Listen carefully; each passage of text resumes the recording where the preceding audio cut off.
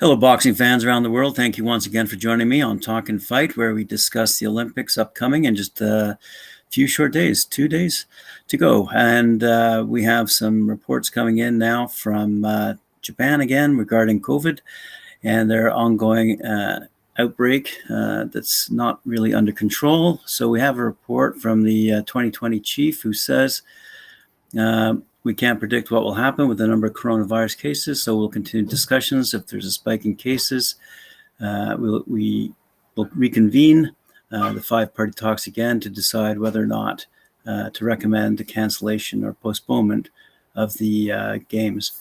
But again, it's not up to the Tokyo politicians. It's up to the IOC whether they can cancel the games or not, or postpone them one more time. So, but he is the head of the organizing committee of the Tokyo Olympics, and he did not want to rule out, given the ongoing rising COVID cases in Tokyo. So he's concerned, but as we all know, there's not going to be any fans in the stands, and all the athletes need to be tested quite regularly, as numbers of athletes have already been found to have positive test results, and there are due measures taking place. A lot of our Canadian fans who watch our show is asking, how come we haven't reported on the Canadian team yet? So Christian, who's again out of town, away at work, sent along a really good report.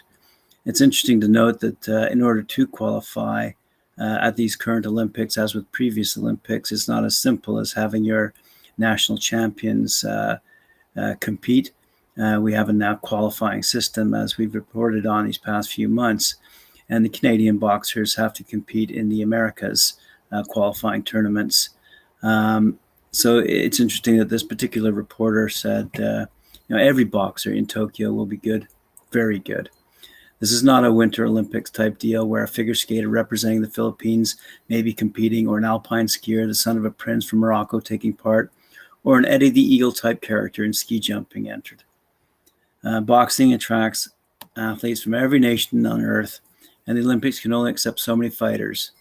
And that's the main reason why Canada has not won an Olympic medal in the sport since 1996, and why it is so difficult for Canadian boxers to even qualify. He says, keeping in mind the qualifying athletes must first have gone through boxers in the American nations, both USA and various Caribbean nations such as Cuba, Puerto Rico, and Dominican Republic, who obviously put forward their best as well. So the Canadian boxing team features 5 members. Happy to report. That includes Mandy Bujold, who's probably the team's most accomplished fighter internationally, and who was given the green light to compete after the Court of Arbitration in Sport ruled that qualification criteria must include an accommodation for women who were pregnant or postpartum during the qualification period, such as was the case with Mandy, who gave birth to a daughter, Kate Olympia, in 2018. The other 4 boxers competing in Tokyo, Tamara Thibault, Miriam De Silva, Caroline Vare, and Wyatt Sanford, the only male who was qualified. So congratulations to all those 5 fighters, and good luck to them in Tokyo. We now move on to Christian's report that he's asked me to present with respect to who he favors in the women's lightweight and welterweight divisions. In the women's lightweight, he considers the favorites to be Beatriz Suarez out of Brazil and Myra Potkonen out of Finland.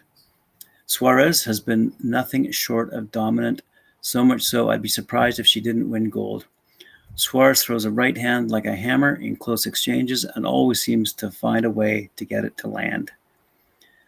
Potkonen is the chief rival I see for Suarez, as the Finnish boxing star who's defying age at 40 years old, competing against the younger generation. Potkonen has nearly 300 amateur bouts and the ring IQ to beat anyone, says Christian.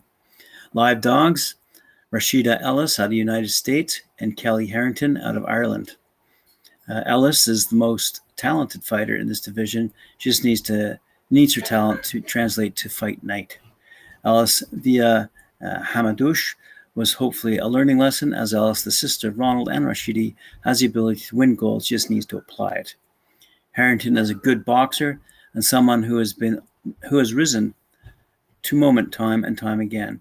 Don't be surprised if yet another Irish women's boxer wins a medal at this year's Olympics, as Harrington is often underestimated and often achieves more than those who write blog posts about her. Cute.